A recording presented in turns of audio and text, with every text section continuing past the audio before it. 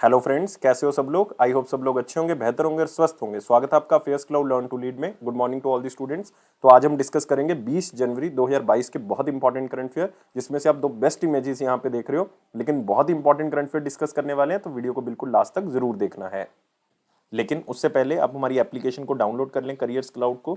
उसका link description box में दिया हुआ है। लॉगिन कर ले अपनी ईमेल आईडी के थ्रू और क्रैक करंट अफेयर्स के ऊपर क्लिक करके 1 साल या फिर 2 साल की सब्सक्रिप्शन आप बाय कर सकते हैं। दोनों का ही प्राइस बहुत कम है। लेकिन इसमें हम आपको क्या प्रोवाइड करेंगे, हम आपको डेली करंट अफेयर्स प्रोवाइड करेंगे। डेली में 3 सेक्शंस होंगे, detail, question and answer format और क्विज सेक्शन। लेकिन ये तीनों चीजें जो हैं वो आप हमारी एप्लीकेशन के ऊपर ही असेस कर सकते हो, और क्विज जो है वो डेली आप हमारी एप्लीकेशन के ऊपर अटेम्प्ट कर सकते हो।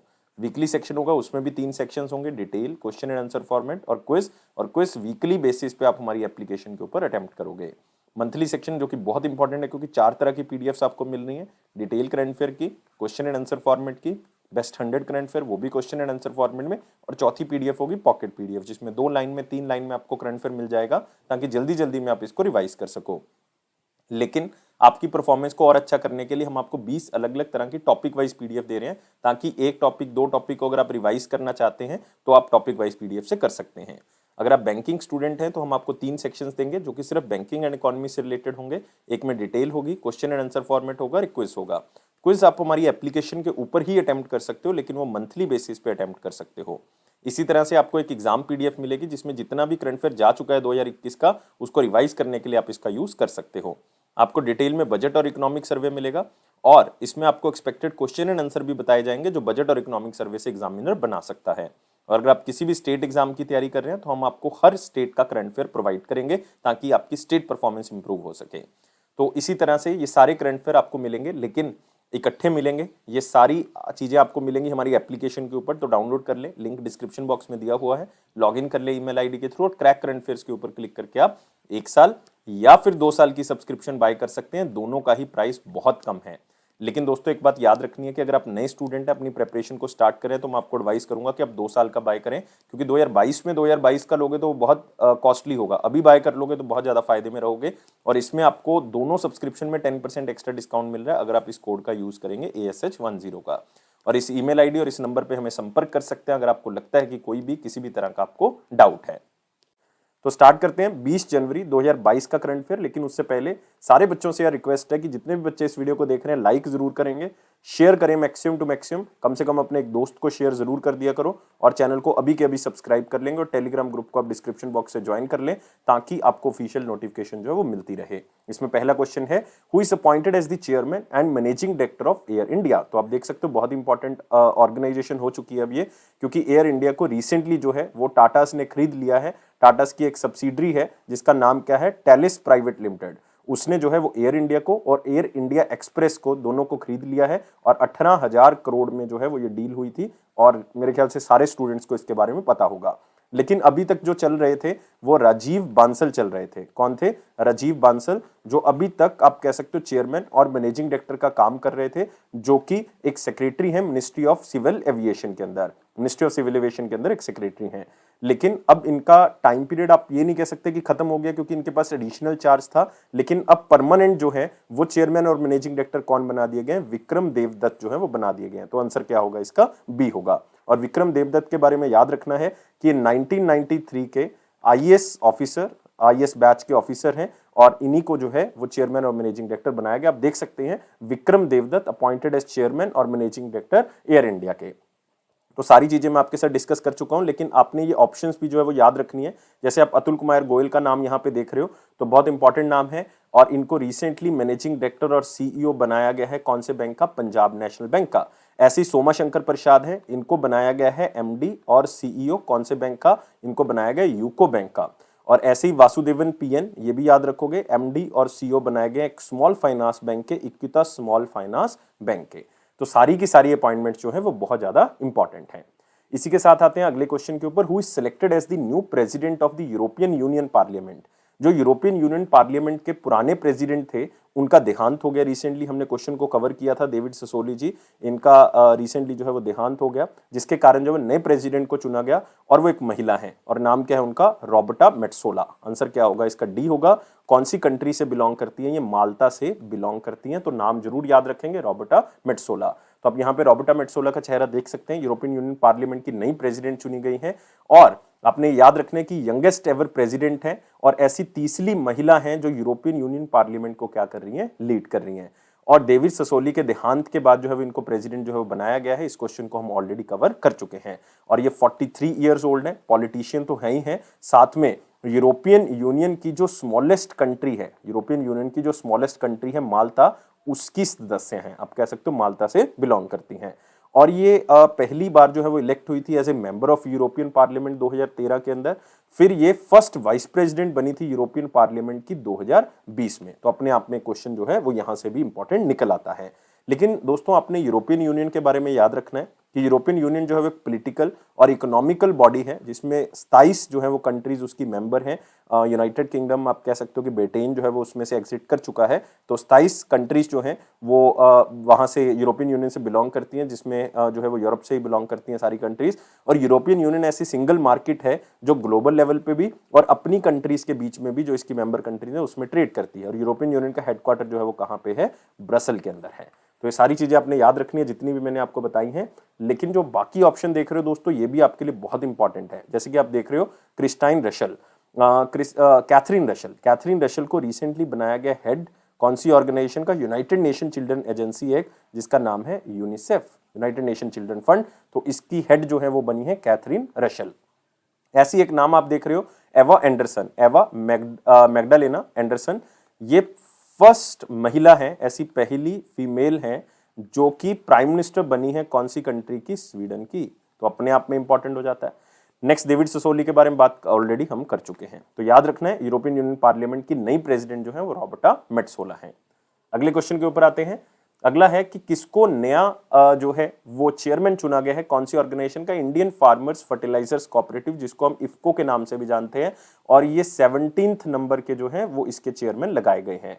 और इसमें खास बात ये भी है कि ये गुजरात गवर्नमेंट के अंदर एक मिनिस्टर भी रह चुके हैं। तो इसलिए ये क्वेश्चन जो है वो बहुत इंपॉर्टेंट हो जाता है। और आंसर क्या है, दिलीप सांघानी या दिलीप सांघानी। तो आप किसी भी तरह से इसको याद रखें। आप यहाँ पे दिलीप संघानी का चेहरा जो है वो देख सकते हैं और इनको बनाया गया इफ्को का नया चेयरमैन। ये पहले इस ऑर्गेनाइजेशन के वाइस चेयरमैन भी जो है वो रह चुके हैं। ये जनवरी आप कह सकते हो 2019 से जो है 2019 से एज ए वाइस चेयरमैन का काम कर रहे थे। और इससे पहले जो है वो चेयरमैन थे हमारे पास बलविंदर सिंह नकई जी, बलविंदर सिंह नकई। लेकिन बलविंदर सिंह नकई जी का देहांत हो गया जिसके कारण जो है वो अब नया चेयरमैन जो है वो चुनना था। तो वाइस चेयरमैन को क्या बना दिया गया, एज ए चेयरमैन बना दिया गया, नाम है दिलीप संघानी। और इफ्को के बारे में याद रखें, ये पूरे वर्ल्ड की even one of the biggest cooperative society में से एक आती है और इंडिया की तो सबसे बड़ी है ही है। और साथ में इसके चेयरमैन जो है दिलीप संघानी हैं। तो ये सारी चीजें याद रखनी है। लेकिन फिर से यहाँ पे अपॉइंटमेंट्स बहुत इंपॉर्टेंट है। जो आप बाकी नाम भी देख रहे हो, आप अरविंद कुमार जी का नाम देख रहे हो, ये रिसेंटली डायरेक्टर जनरल बनाए गए एक ऑर्गेनाइजेशन जिसका नाम है STPI, software technology parks of India के। संजीव मेहता, बहुत इंपॉर्टेंट क्वेश्चन है, प्रेसिडेंट बनाए गए बहुत इंपॉर्टेंट ऑर्गेनाइजेशन के, फिकी, federation of Indian chambers of commerce and industry. ऐसे ही मोहित जैन है, ये प्रेसिडेंट बनाए गए हैं न्यूज़पेपर सोसाइटी के, न्यूज़पेपर सोसाइटी ऑफ इंडिया के। और ये 1 साल के लिए बनाए गए 2021-22 के लिए। फिर से सारी की सारी अपॉइंटमेंट जो है वो बहुत इंपॉर्टेंट है। और आपने खास तौर से याद रखना है, बहुत ही इंपॉर्टेंट, कि जो इफ्को के नए चेयरमैन बने हैं वो कौन बने हैं, दिलीप संघानी बनाए गए हैं। बहुत इंपॉर्टेंट है। अगला आते हैं दोस्तों वेरी इंपॉर्टेंट क्वेश्चन सेक्शन। लेकिन उससे पहले वीडियो को लाइक करना है, शेयर करना है मैक्सिमम टू मैक्सिमम, और चैनल को सब्सक्राइब कर लें। और टेलीग्राम ग्रुप को आप डिस्क्रिप्शन बॉक्स से भी ज्वाइन जो है वो कर सकते हैं। बहुत इंपॉर्टेंट है, इसलिए याद जरूर रखना आपने। और इससे आपको सारी की सारी नोटिफिकेशन जो है वो मिलती रहेंगी। इसलिए मैं बार बार कहता हूं कि टेलीग्राम ग्रुप को जरूर ज्वाइन कर लें। और पहला क्वेश्चन है वेरी इंपॉर्टेंट में, who was chosen as the winner of Mrs World 2022। तो देखो एक इंपॉर्टेंट क्वेश्चन आ गया, मिसेज वर्ल्ड 2022 की बात करें, ना कि मिस वर्ल्ड 2022 की बात करें। तो मिसेज वर्ल्ड 2022 जो है वो किसको बनाया गया, शेलिन फोर्ड को बनाया गया है। तो आंसर क्या होगा, ए होगा। कहां से बिलोंग करती हैं, यूनाइटेड स्टेट्स ऑफ अमेरिका से बिलोंग करती हैं। तो याद रखना है। तो आप देख सकते हो शेलिन फोर्ड मिसेज वर्ल्ड 2022 का टाइटल जो है वो जीत चुकी हैं। और बाय प्रोफेशन वो एक मेकअप आर्टिस्ट हैं बाय प्रोफेशन। और साथ ही साथ एक चैरिटेबल डायरेक्टर हैं, जो कि आप कह सकते हो पुअर फैमिलीज के लिए वॉलंटरी है, अपनी मर्जी से जो है वो काम भी करती हैं। और इन्होंने रिसेंटली एक टाइटल जीता था, मिसेज अमेरिका पेजेंट। याद रखना है, मिसेज अमेरिका पेजेंट का अवार्ड जो है वो इन्होंने जीता था। तो अब देख सकते हैं 37 साल की कंटेस्टेंट, और इन्होंने अमेरिका को रिप्रेजेंट किया और 57 कैंडिडेट्स को पछाड़ के जो है ये मिसेस वर्ल्ड 2022 जो बनी है, और 8वीं अमेरिकन औरत है ऐसी जिन्होंने इस टाइटल को जीता है। बहुत इंपॉर्टेंट है। लेकिन बाकी जो आप ऑप्शन देख रहे हो ये भी आपके लिए इंपॉर्टेंट है, जैसे मानसा वाराणसी आप देख रहे हो यहाँ पे नाम बहुत इंपॉर्टेंट नाम है, क्योंकि इन्होंने रिसेंटली एक टाइटल जीता या इनको क्राउन किया गया VLCC Femina miss India world, miss India world 2020, miss India world 2020। Harnath Sandhu का नाम आई थिंक सब लोग जानते होंगे, इनको रिसेंटली मिस यूनिवर्स जो है वो बनाया गया है 2021 का, और एडलिन कैस्टलिनो ये मिस यूनिवर्स रही हैं दोस्तों 2020 की। तो आपको 2020 का टाइटल पूछा जा सकता है, क्योंकि हरनाथ संधू सबको पता है, लेकिन ये क्वेश्चन तो डेफिनेटली आएगा ही आएगा, तो 2020 का भी आपने जो है वो जरूर याद रखना है। तो जितने भी यहाँ पे लाइक मिस वर्ल्ड हैं, मिस यूनिवर्स हैं, मिसिस वर्ल्ड हैं, तो आपने कंफ्यूज नहीं करना, इन वर्ड्स को ही जो है वो एग्जामिनर आपके साथ खेलेगा और आपने यहीं से जो है वो उसको पकड़ना है। तो अब आते हैं अगले क्वेश्चन के ऊपर। Securities and exchange board of India ने लॉन्च की एक mobile application investors education and awareness के लिए, और इस मोबाइल एप्लीकेशन का आपने मुझे नाम बताना है। नाम क्या है इसका? सारथी, ताकि जो भी इन्वेस्टर्स इन्वेस्ट करना चाहते हैं सिक्योरिटीज के अंदर उनको नॉलेज दी जा सके, बेसिक नॉलेज उनकी इंक्रीज की जा सके, उनको हर तरह की अवेयरनेस, क्या क्या प्रोग्राम जो चलाए जा रहे हैं उसके बारे में बताया जा सके। तो सारथी का मेन मकसद यही है कि अवेयरनेस प्रोवाइड की जा सके, खास करके लाइक आप कह सकते हो इन्वेस्टर्स को जो कि बेसिक कंसेप्ट सिक्योरिटी मार्केट के नहीं जानते, जैसे नो योर कस्टमर प्रोसेस क्या होता है, ट्रेडिंग और सेटलमेंट कैसे होती है, म्यूचुअल फंड्स क्या हैं, मार्केट के अंदर किस तरह की डेवलपमेंट होती है, क्या क्या कीवर्ड्स हैं, इन्वेस्टर ग्रीवियंस रिड्रेसल, अगर आपको कोई प्रॉब्लम है तो आप कहाँ पे शिकायत कर सकते हो, मतलब बेसिक फीचर जो सिक्योरिटी मार्केट के हैं उसके बारे में नॉलेज जो है ये एप्लीकेशन जो है वो प्रोवाइड करेगी। और ये एप्लीकेशन आप कह सकते हो हिंदी में भी और इंग्लिश में भी अवेलेबल है, तो आप इसको एंड्रॉयड या अपने iOS वर्जन के थ्रू जो है वो डाउनलोड कर सकते हो अपने ऐप स्टोर के थ्रू। लेकिन सेबी के बारे में याद रखना है, ये ऑर्गेनाइजेशन 1988 में बनाई गई थी। 1992 में इसका एक एक्ट बनाया गया, जो सेबी एक्ट बनाया गया। इसके हेड जो हैं वो अजय त्यागी हैं, और इसका जो हेडक्वार्टर है वो कहाँ पे है दोस्तों? मुंबई के अंदर। तो ये सारी चीजें आपने जरूर याद रखनी है। इसी के साथ आते हैं अगले क्वेश्चन के ऊपर। मिनिस्ट्री ऑफ स्किल डेवलपमेंट और एंटरप्रेन्योरशिप जो है उन्होंने एक मेमोरेंडम ऑफ अंडरस्टैंडिंग साइन किया है किस इंस्टीट्यूशन के साथ, ताकि वो वोकेशनल कोर्सेज और टेक्निकल ट्रेनिंग को जो है वो और मजबूत कर सके, और वोकेशनल कोर्सेज और टेक्निकल ट्रेनिंग को हायर एजुकेशन के साथ जो है वो उसको जोड़ा जा सके। और ये इंस्टीट्यूशन है इग्नो, मतलब Indira Gandhi national open university के साथ ये टाई अप किया है मिनिस्ट्री ऑफ स्किल डेवलपमेंट और एंटरप्रेन्योरशिप ने। तो आप यहाँ पे देख सकते हो इग्नो के साथ ये टाई अप है वोकेशनल एजुकेशन और टेक्निकल ट्रेनिंग को हायर एजुकेशन के साथ जोड़ने के लिए, और ये साथ ही साथ नेशनल एजुकेशन पॉलिसी जो हमारी 2020 की है उसका भी एक लक्ष्य जो है वो रखा गया है। तो आप देख सकते हो ये सस्टेनेबल डेवलपमेंट गोल नंबर 4 में आता है, जिसमें जो है वो आप कह सकते हो कि इस तरह की एजुकेशन हमने प्रोवाइड करनी है जिसमें स्किल्स जो है वो हों साथ में, और जो हमारी फाइनेंशियल स्टेबिलिटी को इम्प्रूव करे। और इसमें आप कह सकते हो अलग अलग इग्नो के प्लेटफॉर्म के साथ टाई अप किया गया, जैसे आप कह सकते हो 32 NSTI इसके साथ टाई अप किया गया है। इसका मतलब क्या है?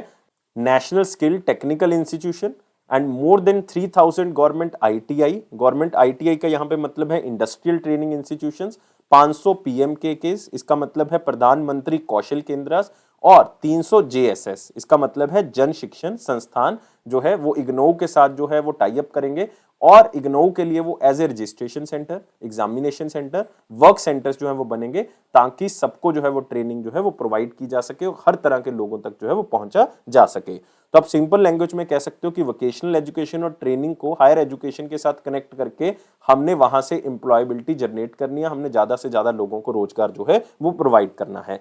तो जितने भी ट्रेनीज जो हैं वो चाहे आप कह सकते हो कि नेशनल स्किल ट्रेनिंग इंस्टीट्यूट के साथ जुड़े हुए हैं, चाहे इंडस्ट्रियल ट्रेनिंग इंस्टीट्यूट्स के साथ जुड़े हुए हैं, चाहे प्राइम मिनिस्टर कौशल केंद्र के साथ जुड़े हुए हैं, या जल शिक्षण संस्थान के साथ जुड़े हुए हैं, उनको हायर एजुकेशन जो है वो दी जाएगी ताकि वो अपना जीवन जो है वो अच्छे से व्यतीत कर सके। और इसमें इग्नो का रोल क्या रहेगा? इग्नो जो है वो 3 साल का डिग्री प्रोग्राम जो है वो इसमें प्रदान करेगा, और जितना भी मटेरियल होगा वो सारा का सारा डिजिटल मोड में ही प्रदान किया जाएगा, जो कि 21 स्कूल्स इग्नो के हैं और 56 रीजनल सेंटर्स हैं वो इसको आगे बढ़ाएंगे। तो आप कह सकते हो कि यहां से एम्प्लॉयबिलिटी जो है वो थोड़ी सी और बढ़ेगी, और जो लोग डेली बेसिस पे जो है वोकेशनल कोर्सेज जो है कर रहे हैं, अपनी स्किल्स को इंप्रूव कर रहे हैं, उनको जो है वो सहायता जरूर मिलेगी। तो सिंपल क्वेश्चन है, चाहे आप इसको स्लाइड से ही याद कर लें। अगले क्वेश्चन के ऊपर आते हैं। कौन सी कंपनी ने कॉन्ट्रैक्ट साइन किया है मॉरिशियस गवर्नमेंट के साथ कि वो मॉरिशियस गवर्नमेंट को एडवांस लाइट हेलीकॉप्टर जो है प्रदान करेगी, खास करके मॉरिशियस पुलिस फोर्स को। और ये एडवांस लाइट हेलीकॉप्टर जो है वो कौन प्रदान करेगा? हिंदुस्तान एरोनॉटिक्स लिमिटेड जो है वो प्रदान करेगी, जो मिनिस्ट्री ऑफ डिफेंस का ही एक हिस्सा है।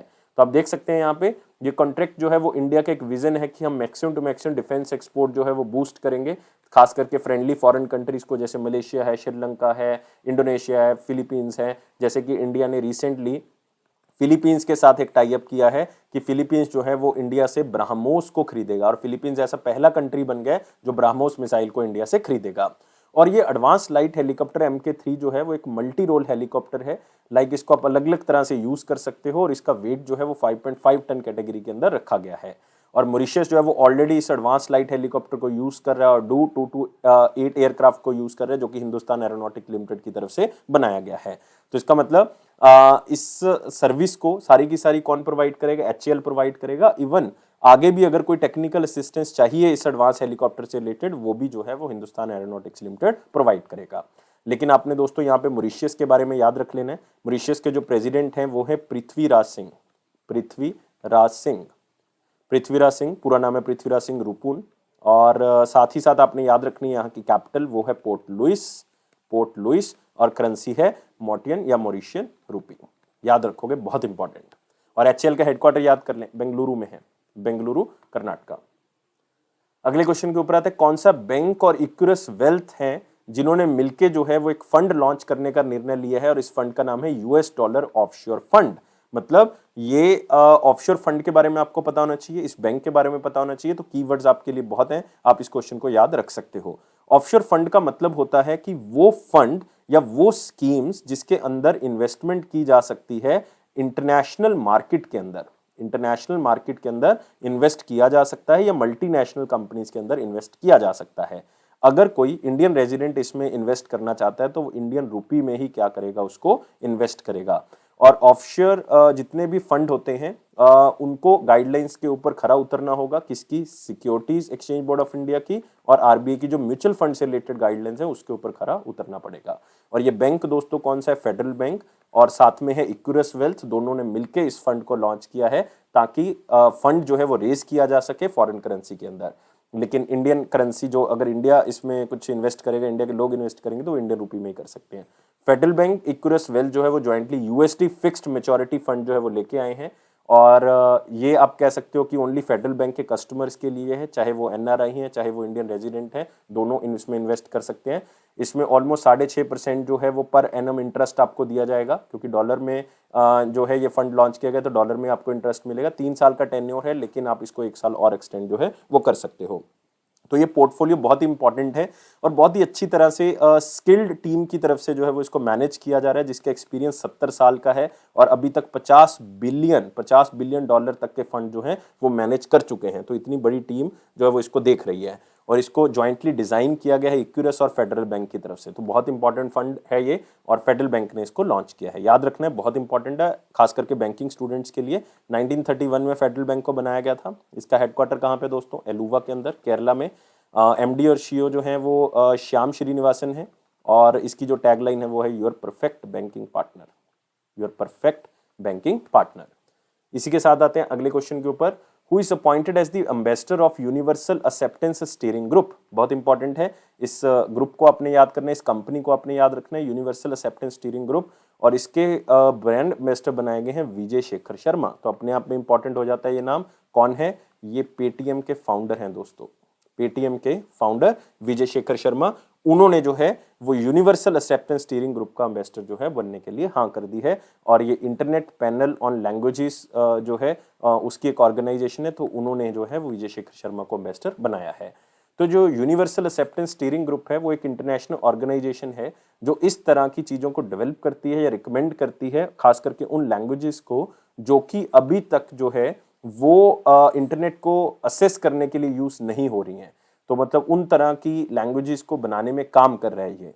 तो ये ग्रुप जो है वो उसको सपोर्ट भी मिल रहा है, ग्लोबल इंटरनेट बॉडी है जिसको कहते हैं internet corporation for assigned names and numbers, मतलब जो आपको इंटरनेट प्रोटोकॉल्स प्रोवाइड करता है, उसके एड्रेस प्रोवाइड करता है, आप कह सकते हो असाइनमेंट्स देता है प्रोटोकॉल से रिलेटेड। तो ये सारी चीज़ें जो हैं वो ये ऑर्गेनाइजेशन आईकैन जो है वो प्रोवाइड करती है। इसका हेडक्वार्टर यूएसए कैलिफोर्निया के अंदर है और इसका इस्टेब्लिश किया गया था 1998 में। और पेटीएम के बारे में आपको पता ही है, विजय शेखर शर्मा फाउंडर हैं और इसका हेडक्वार्टर कहाँ पे है, नोएडा उत्तर प्रदेश में। तो सिर्फ क्वेश्चन को स्लाइड से याद रखें, लेकिन बाकी जो दो नाम देख रहे हो, तीन देख रहे हो बेसिकली, ये भी बहुत इंपॉर्टेंट है।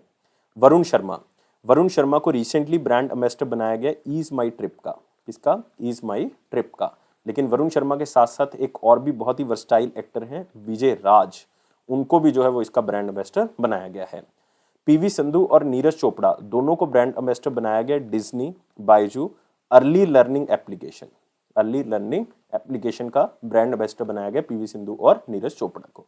दोनों एक साथ आप याद रखोगे। अगले क्वेश्चन के ऊपर आते हैं। आप पिक्चर से करोगे इस क्वेश्चन को। जो हमारा इंडियन मेट्रोलॉजिकल डिपार्टमेंट है, उन्होंने इंडिया का पहला climate hazard and vulnerability Atlas जो है वो लॉन्च किया है। और जो हमारे union minister of earth and sciences हैं, उन्होंने इसको लॉन्च किया। और वो कौन है हमारे पास? जितेंद्र सिंह जी। उन्होंने लॉन्च किया इंडिया का पहला climate hazard and vulnerability Atlas, जो कि 13 ऐसे मोस्ट डेंजरस मेट्रोलॉजिकल इवेंट से तैयार किया गया है जिसने बहुत ज़्यादा डैमेज किया है, खास करके इकोनॉमिक लेवल पे, ह्यूमन लेवल पे और एनिमल लेवल पे। मतलब हमारे इन्वायरमेंट के लेवल पे भी आप देख सकते हो, और हमें इकोनॉमिकली और फिजिकली, या आप कह सकते हो जोग्राफिकली, हमें जो है बहुत ज़्यादा नुकसान पहुंचाया है।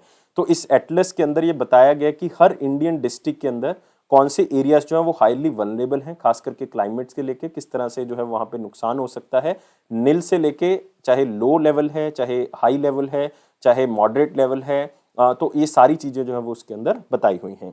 और इसमें 9 तरह के क्लाइमेट हैजार्डियस चीज़ों के ऊपर फोकस किया गया है, जैसे कि आप कह सकते हो विंड हैजार्ड, हवा से होने वाले नुकसान के बारे में, यहाँ पे रेनफॉल, बारिश से कौन कौन से एरियाज जो है वो ज़्यादा प्रभावित हो सकते हैं, नुकसान हो सकता है, लाइटनिंग से जब बिजली गिरती है उसके बारे में, डस्ट स्टॉर्म, मिट्टी के जो आते हैं, आप कह सकते हो मिट्टी से जो सारी की सारी चीज़ें खराब हो जाती हैं, बहुत ही तेज़ हवा चलती है उसमें, अगर मिट्टी की मात्रा ज़्यादा हो तो उसको डस्ट स्टॉर्म कह देते हैं। आप कह सकते हो फॉग जो है, साइक्लोन्स, आप सुनामीज, तो कैसे जो हैं ये अलग अलग डिस्ट्रिक्ट जो हैं वो इससे बच सकते हैं, उसके बारे में भी यहाँ पे जानकारी दी गई है।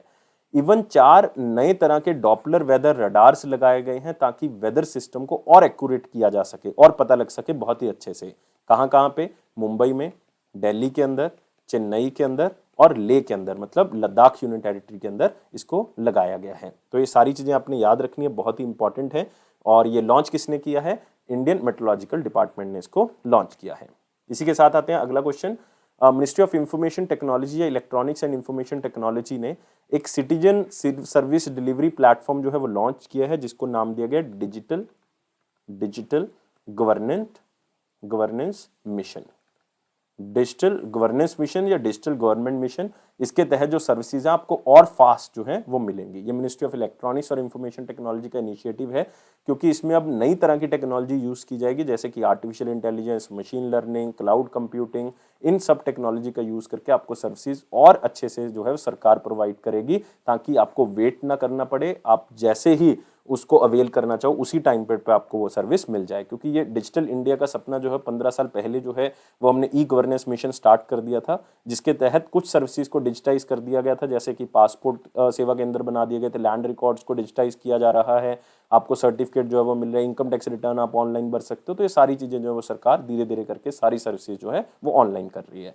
तो ये सिर्फ एक इन्फॉर्मेशन है, क्वेश्चन नहीं है, लेकिन फिर भी आपने इसको थोड़ा सा याद रखना है। अब आते हैं इंपॉर्टेंट क्वेश्चंस के ऊपर, लेकिन उससे पहले यार सारे बच्चों से रिक्वेस्ट है कि वीडियो को लाइक करें, शेयर करें मैक्सिमम टू मैक्सिमम, और चैनल को सब्सक्राइब कर दें, और टेलीग्राम ग्रुप को आप डिस्क्रिप्शन बॉक्स से ज्वाइन कर ही लेंगे। क्वेश्चन है, इंडियन गवर्नमेंट ने यूएसडी मतलब $500 मिलियन जो हैं वो किस कंट्री को प्रोवाइड किए हैं ताकि वो पेट्रोलियम प्रोडक्ट्स को परचेज कर सके। तो उस कंट्री में दोस्तों बहुत बड़ा फ्यूल क्राइसिस, आप कह सकते हो बहुत बड़ा एनर्जी क्राइसिस आ चुका है, और हमने कल भी इस क्वेश्चन के बारे में डिस्कस किया था, और ये कंट्री है श्रीलंका। आंसर क्या होगा? ए होगा। तो हमने कल एक क्वेश्चन डिस्कस किया था कि आरबीआई ने $900 मिलियन जो है वो श्रीलंका को दिए हैं ताकि जो उनका फॉरेन रिजर्व है वो खत्म हो चुका है, तो हम कुछ पैसा उसको फॉरेन करेंसी में दे दें ताकि वो अपनी कंट्री में इंपोर्ट कर सके, बाहर से चीज़ें जो है वो मंगवा सके और उसके लिए जो है वो पे कर सके। तो ये फाइनेंशियल एड आप कह सकते हो इंडिया की कमिटमेंट है श्रीलंका की इकोनॉमी को आगे बढ़ाने के लिए और श्रीलंका की इकोनॉमी को और मजबूत करने के लिए। श्रीलंका की कैपिटल श्री जयवर्धने पुरेकोटे और कोलंबो, याद रखेंगे। तो आप यहाँ पे भी देख सकते हैं $500 मिलियन जो है वो श्रीलंका को दिए हैं पेट्रोलियम प्रोडक्ट्स को खरीदने के लिए। नेक्स्ट आते हैं वन लाइनर इंपॉर्टेंट पॉइंट्स में, जिसमें पहला पॉइंट है इंटरनेशनल एनर्जी एजेंसी की एक रिपोर्ट है दोस्तों। इस रिपोर्ट का पूरा नाम जो है वो क्या है, इलेक्ट्रिसिटी मार्केट रिपोर्ट। तो इसके अंदर बताया कि इंडिया का एनुअल पावर कंजम्पशन जो है वो 6.5% तक बढ़ सकता है 2022 से लेके 24 के बीच में, क्योंकि इसमें कंजम्पशन जो है वो डोमेस्टिक लेवल पे भी बढ़ सकती है, इंडस्ट्रियल लेवल पे भी बढ़ सकती है। और 2021 में ईयर ऑन ईयर ग्रोथ अगर आप देखें 10% जो है वो डिमांड इंक्रीज हुई है, आप कह सकते हो इलेक्ट्रिसिटी के बेसिस पे पूरे 2021 के कैलेंडर ईयर में। और इलेक्ट्रिसिटी की डिमांड पूरे वर्ल्ड लेवल पे जो है वो 6% बढ़ी है। लेकिन 2021 से लेके 24 के बीच में चाइना एक ऐसा कंट्री होगा जिसमें सबसे ज़्यादा इलेक्ट्रिसिटी की डिमांड जो है वो होगी। ये रिपोर्ट दी है इंटरनेशनल एनर्जी एजेंसी की तरफ से, जिसका हेडक्वार्टर कहाँ पे है, पेरिस फ्रांस में, और इसको स्थापित किया गया था 1974 में। इंडिया ने $500 मिलियन जो है वो लाइन ऑफ क्रेडिट लोन दिया है श्रीलंका को, हम ऑलरेडी कर चुके हैं। फ्लिपकार्ट ने नए 2 प्रोग्राम लॉन्च किए हैं, फ्लिपकार्ट लीप अहेड और Flipkart leap innovation network.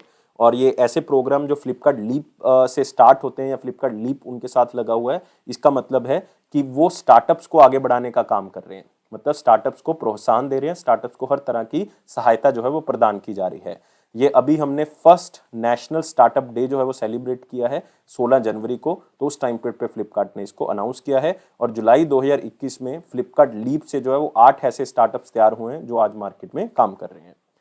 Next, Reliance industry limited ने 54% मतलब मेजॉरिटी स्टेक जो है वो खरीद लिया है एक रोबोटिक्स स्टार्टअप कंपनी का, जिसका नाम है एडवर्ब टेक्नोलॉजीज, और $132 मिलियन में उन्होंने इस 52% हिस्से को खरीद लिया है। मतलब आप कह सकते हो ऑलमोस्ट 1000 करोड़ के आसपास जो है वो मतलब रिलायंस इंडस्ट्रीज लिमिटेड ने इसमें इन्वेस्ट किया है। तो रिलायंस जो है वो एक स्ट्रेटेजिक पार्टनर बन चुका है एडवर्ब टेक्नोलॉजीज का, और एडवर्ब टेक्नोलॉजी के पास जब ये पैसा आएगा तो वो इसमें रोबोटिक्स मतलब रोबोट्स को इंस्टॉल करेगी, कहाँ पे, एयरपोर्ट्स में और हॉस्पिटल्स में। नेक्स्ट, ICAP, याद रखना है इस ऑर्गेनाइजेशन को, सिर्फ पढ़ लें इस न्यूज को, अदरवाइज ये न्यूज इतनी ज्यादा इंपॉर्टेंट नहीं। इस ऑर्गेनाइजेशन का नाम है international cooperative alliance for Asia and Pacific. और एक है हमारे पास NCDC, जिसका मतलब है नेशनल कोऑपरेटिव डेवलपमेंट कॉर्पोरेशन। तो दोनों ने मिलके एक बुक को ज्वाइंटली रिलीज किया है, उस बुक का नाम क्या है, Sahkar Pragya good practices for the cooperatives. तो एक बुकलेट है जिसमें गाइडलाइंस बताई हुई हैं, रिसोर्सेज बताए हैं, मेथड्स बताए हैं, केस स्टडीज बताई हुई हैं कि कॉपरेटिव्स इंडिया के अंदर जो है वो किस तरह से परफॉर्म कर रही है और किस तरह से इसका इम्पैक्ट जो है वो पूरे वर्ल्ड के ऊपर पड़ रहा है। तो एक्शन प्लान है कि किस तरह से हम इकट्ठे होकर कोई काम कर सकते हैं और किस तरह से उसको आगे बढ़ाया जा सकता है। तो जस्ट इसको रीड कर लें एक बार। Next, 17th national disaster response force raising day जो है वो कब बनाया गया, तो 19 जैन 2022 को बनाया गया। NDRF डे कह सकते हो आप इसको। और ये NDRF डे इसलिए मनाया जाता है क्योंकि इस दिन NDRF की स्थापना हुई थी। 19 जैन 2006 में इसकी स्थापना जो है वो की गई थी, मिनिस्ट्री ऑफ होम अफेयर्स की तरफ से इसकी स्थापना की गई थी। और आपने याद रखना है कि ये उनका as a 17th raising day है, 17th रेजिंग डे है। और नेशनल डिजास्टर रिस्पॉन्स फोर्स का मेन काम यही होता है कि वो डिजास्टर चाहे किसी भी तरह का हो, चाहे वो लैंडस्लाइड होगी हो, चाहे वो फ्लड्स आ गए हों, चाहे साइक्लोन्स आ गए हों, तो उनको जो है रोकना, या आप कह सकते हो वहां पे रिलीफ लोगों को प्रोवाइड करना, हर तरह की सहायता प्रदान करना। तो ये काम कौन करता है, नेशनल डिजास्टर रिस्पॉन्स फोर्स जो है वो करती है। और इसके करंटली जो डायरेक्टर जनरल हैं वो कौन है, अतुल करवाल, याद रखेंगे आप। इसी के साथ आते हैं 19 जनवरी का क्वेश्चन। 19 जैन 2022 का क्वेश्चन क्या कहता है, which of the following rate is decided by the market condition not by the RBI। RBI decide नहीं करता इसको जो मार्केट डिसाइड करती है, मतलब वो सप्लाई और डिमांड के अकॉर्डिंग होता है। लेकिन अगर आप पहले 3 ऑप्शन देखोगे, bank rate, statutory liquidity ratio, cash reserve ratio, ये तो मॉनिटरी पॉलिसी का हिस्सा है। और मॉनिटरी पॉलिसी कमेटी बनाती है, जिसमें अहम रोल किसका है, RBI का। तो इसका मतलब ये तो RBI की तरफ से डिसाइड किए जाते हैं। एक रेट है जो मार्केट के हिसाब से डिसाइड होता है, वो है इन्फ्लेशन रेट, महंगाई रेट कितना बढ़ रही है। तो वो तो यार डिमांड और सप्लाई के अकॉर्डिंग ही होगा। तो इसका मतलब आंसर क्या होगा, इसका D होगा। अब आते हैं question of the day. Question of the day क्या कहता है, which of the following is not a method of credit control. जिससे आप पैसे के फ्लो को कंट्रोल नहीं कर सकते, ऐसा कौन सा मेथड है इसमें, वो आपने मुझे आप कमेंट बॉक्स में बताना है। मैं आपके आंसर का वेट कर रहा हूँ, लेकिन वीडियो को लाइक करना है, शेयर करना है मैक्सिमम टू मैक्सिमम, और चैनल को अभी के अभी सब्सक्राइब कर लें और टेलीग्राम ग्रुप को और बेल बटन को प्रेस कर दें ताकि नोटिफिकेशन ऑन टाइम आपको मिल सके। ये अफेयर्स क्लाउड का प्रॉमिस है कि ये आपके कॉन्फिडेंस को जरूर बूस्ट करेगा। इसी तरह से आगे बढ़ते रहें और साथ ही साथ हमें सहयोग करते रहें, लेकिन लाइफ को बहुत ज़्यादा सीरियस नहीं लोगे, स्माइली की तरह हमेशा मुस्कुराते रहोगे। और वीडियो देखने के लिए बहुत बहुत शुक्रिया। Thank you guys, take care and bye bye.